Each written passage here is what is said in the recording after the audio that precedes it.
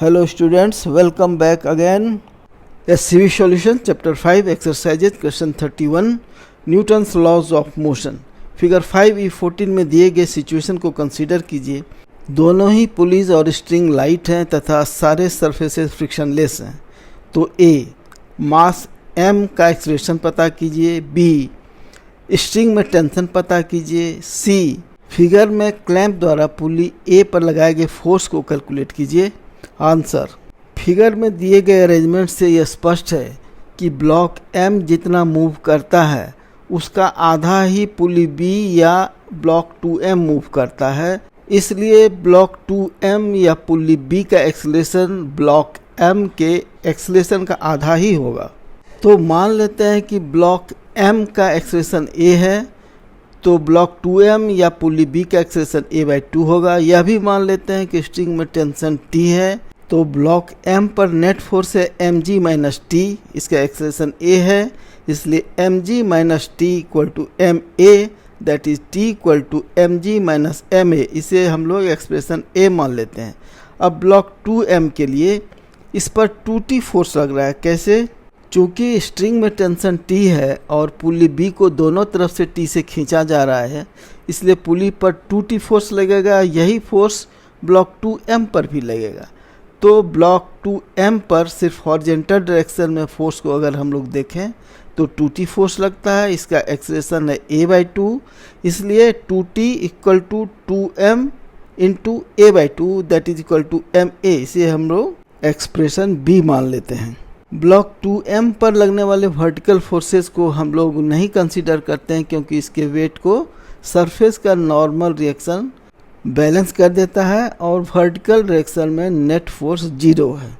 अब expression B में T के जगह एक्सप्रेशन A से वैल्यू mg माइनस ma रखते हैं, तो हमें मिलता है 2mg minus 2ma equal to ma।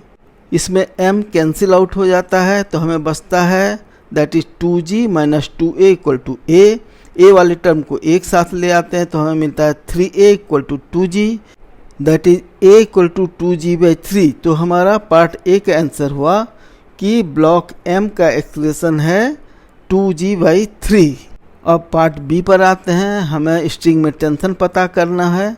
Expression B से हमें मालूम है कि 2t equal to ma, that is m into 2g/3 that is t equal to mg/3, अर्थात स्ट्रिंग में टेंशन है t इक्वल टू mg/3।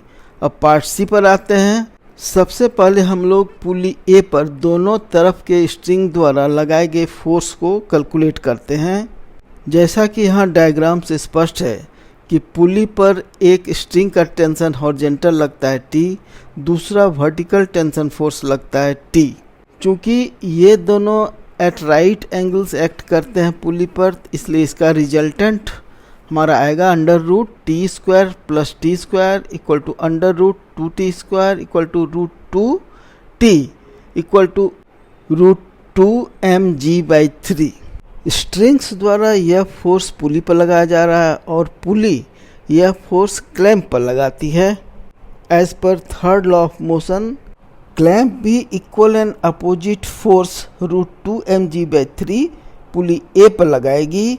यही पार्ट C का आंसर होगा। अब इस फोर्स का डायरेक्शन क्या होगा? अगर यह फोर्स हॉरिजॉन्टल से थीटा डिग्री पर एक्ट करता है तो tan theta equal to t/t equal to 1, यानी थीटा इक्वल टू 45 डिग्री, अर्थात क्लैंप पुली पर हॉरिजॉन्टल से 45 डिग्री पर ऊपर की ओर फोर्स लगाएगा, जो कि होगा equal to √2mg/3। Video solution देखने के लिए धन्यवाद। कृपया वीडियो को लाइक और शेयर करें तथा इस चैनल को सब्सक्राइब करें। बहुत बहुत धन्यवाद। Visit again.